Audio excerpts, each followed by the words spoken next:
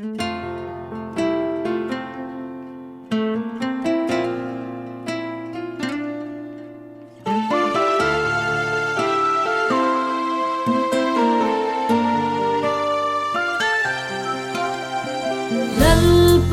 isu o ka ngai che ka na hin chen jing la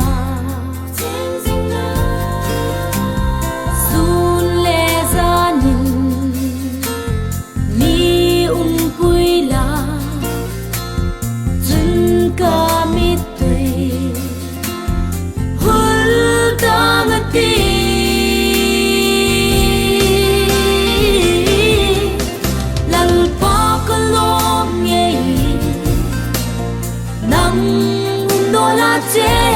tu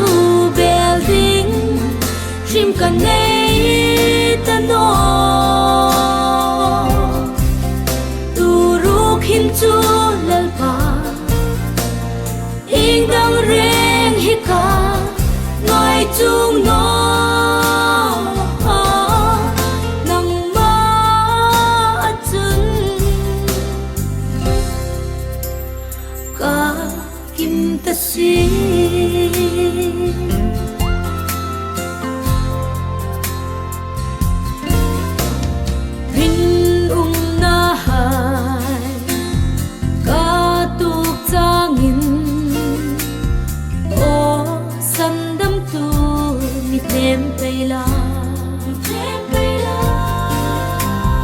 har sat ni le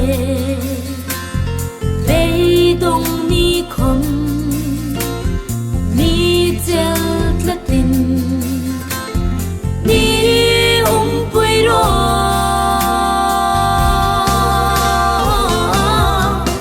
lal pa kalom nge nang no la che tu building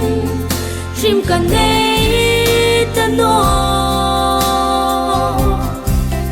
tu ruk hin chu lalpa